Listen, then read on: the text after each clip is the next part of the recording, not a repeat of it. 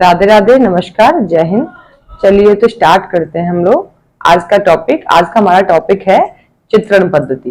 क्या है आज का हमारा टॉपिक? आज का है चित्रण पद्धति। तो जो चित्रण पद्धतियां होती हैं ये दो प्रकार की होती हैं, शुष्क पद्धति और आर्द्र पद्धति। इसी में हम बात करते हैं। शुष्क पद्धति भी दो भागों में बांटी गई है, जिसमें एक शुष्क पद्धति होती है, पहला भाग होता है उसका चूर्णित पद्धति और दूसरा होता है पेस्टल पद्धति। बात करते हैं हम आर्द्र पद्धति की। इसके अंदर भी दो भाग किए गए हैं इसके, आर्द्र शुष्क और दूसरा है गीला पद्धति। तो आप हेडिंग डालिए चित्रण पद्धति। चित्रण पद्धति। अब ये जो चित्रण पद्धति है इसको दो भागों में बांटा गया है, शुष्क पद्धति, शुष्क पद्धति और आर्द्र पद्धति। अब देखिए, जो ये शुष्क पद्धति है इसको दो भागों में बांटा गया है। पहला है चूर्णित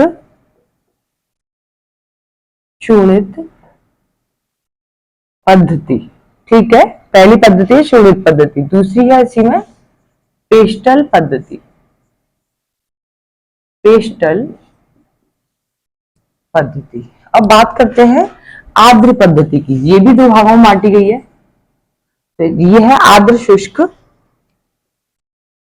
या अर्ध शुष्क और दूसरा भाग है इसका गीला। ठीक है, दूसरा भाग क्या है? दूसरा भाग है इसमें गीला, इसका दूसरा भाग है। अब हम बात करेंगे शुष्क पद्धति के पहली पद्धति चूर्णित पद्धति के बारे में। तो आप हेडिंग डालिए चूर्णित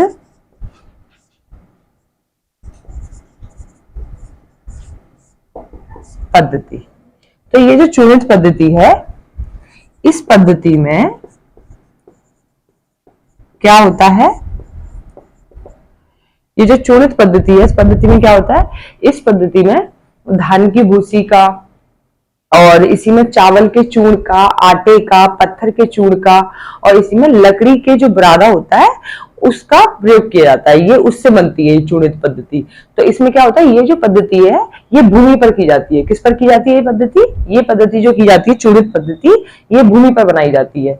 जैसे कि महाराष्ट्र में रंगोली जो बनाई जाती है भूमि पर बनाई जाती है। यहीं पे राजस्थान में मांडवा है, वहां की जो लोक कला है वो है मांडवा। उत्तर प्रदेश में चौक पूरना, जो कि उत्तर प्रदेश की लोक कला है। यहीं पे बात करते हैं हम लोग पश्चिम बंगाल की। तो पश्चिम बंगाल की जो लोक कला है वो है आपकी अल्पना। तो आप इसे नोट कीजिए चूर्णित पद्धति में। तो इस पद्धति में आटा, चावल का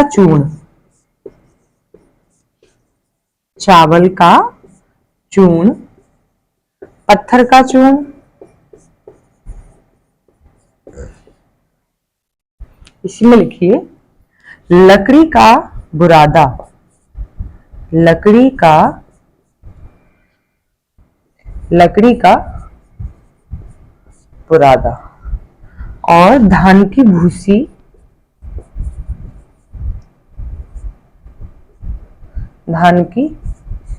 का प्रयोग किया जाता है। किसका किया जाता है? धान की भूसी का प्रयोग किया जाता है। इसी में लिखिए इस तरह की चूर्णित पद्धति में जो चित्रकारी है, इस तरह की चित्रकारी भूमि पर की जाती है। भूमि पर की जाती है। तो आप इसमें देखिए, जैसे कि लोक कला है राजस्थान की मांडवा,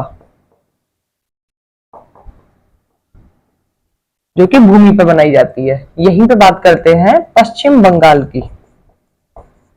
पश्चिम पश्चिम बंगाल की है अल्पना।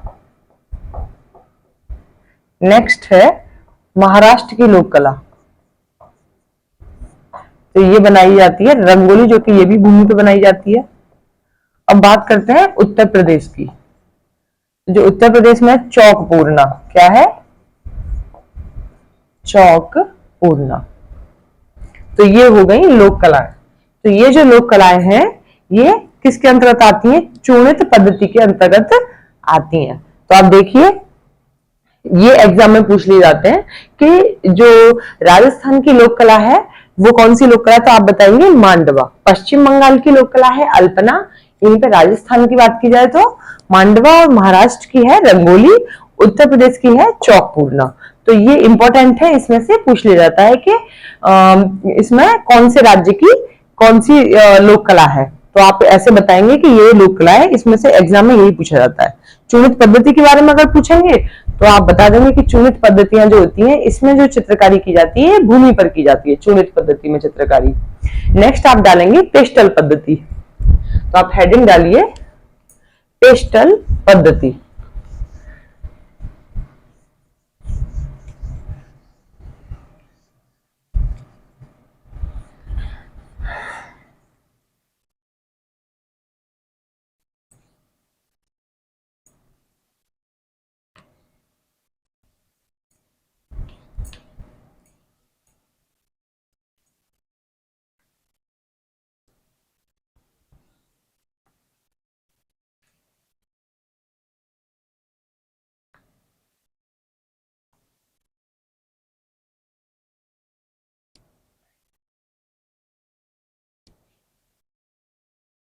देखिए हेडिंग डालेंगे आप पेस्टल पद्धति। अब बात करते हैं पेस्टल पद्धति। तो पेस्टल पद्धति जो है इस तरह की चित्रकारी के लिए क्या करते हैं हम? इस तरह की चित्रकारी के लिए जो सतह चाहिए वो हमें खुरदरी चाहिए। कैसी सतह चाहिए? खुरदरी सतह चाहिए, जिस पर क्रेयॉन, चौक और पेंसिल आदि से चित्रकारी की जाती है। खुरदरी सतह पर चौक चल सकती है, पेंसिल भी चल सकती है और क्रेयॉन भी चल सकते हैं। तो आप यहां पे लिखेंगे कि इस पद्धति में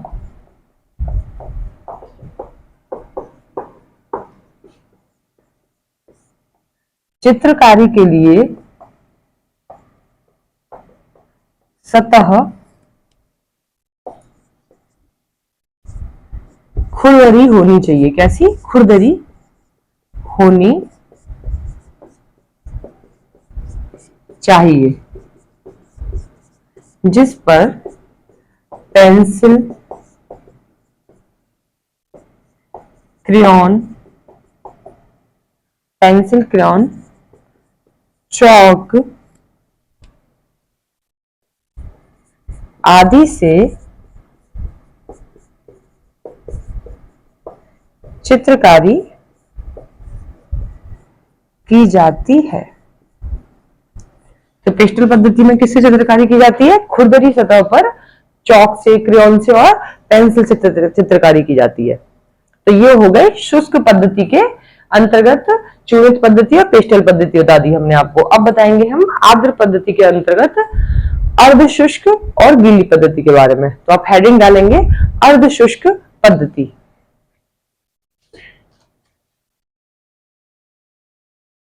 देखिए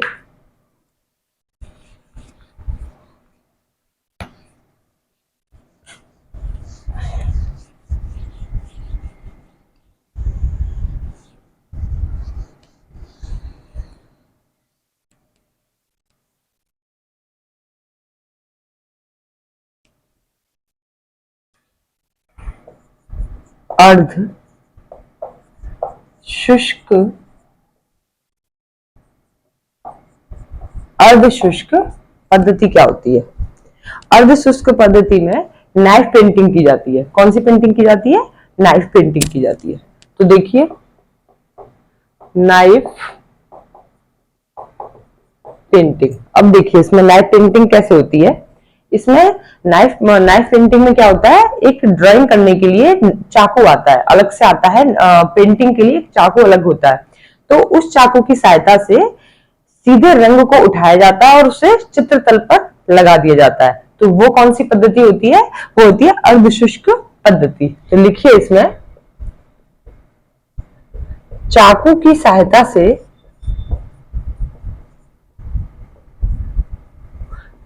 सहायता से रंग को उठाकर चित्रतल पर सीधे लगा दिया जाता है। क्या किया जाता है इसमें? चाकू की सहायता से रंग को उठाया जाता है, हल्का हल्का वो गीला होता है उसको उठा लिया जाता है और सीधे उसको चित्रतल पर लगा दिया जाता है। ये होती है नाइफ पेंटिंग अर्धशुष्क पद्धति के अंतर्गत। अब आती है गीली पद्धति। देखिए, इसके अंतर्गत आते हैं जल रंग या वाटर कलर। इसके अंतर्गत क्या आते हैं? जल रंग या फिर वाटर कलर भी बोलते हैं इन्हें। तो ये आते हैं इसके अंतर्गत। तो ये हो गई आपकी चित्रण पद्धति। ये कौन सी पद्धति होगी आपकी? कंप्लीट हुई आपकी चित्रण पद्धति। छोटा सा टॉपिक था चित्रण पद्धति से, तो हमारा चित्रण पद्धति का टॉपिक कंप्लीट हुआ, जिसमें इंपॉर्टेंट जो रहा आपका, जिसमें हमने आपको बताया था लोक कलाओं के बारे में सबसे ज्यादा पूछा जाता है, या फिर पूछा जा सकता है अलग अलग पद्धतियों के बारे में, और ऐसे भी पूछा जा सकता है कि किस पद्धति के अंतर्गत, जैसे शुष्क पद्धति और आर्द्र पद्धति बताई थी हमने, उन दोनों पद्धतियों के अंतर्गत कौन कौन सी पद्धतियां आती हैं। ऐसे आपसे क्वेश्चन इसमें से बन सकते हैं। सबसे ज्यादा इंपॉर्टेंट है इसमें लोक कलाओं के बारे में कि किस राज्य में कौन सी लोक कला बनाई जाती है। ठीक है, तो ये हो गई आपका आज का चित्रण पद्धति के बारे में। तो चलिए कल नेक्स्ट क्लास में फिर आपसे मिलते हैं। आज के लिए इजाजत दीजिए। धन्यवाद।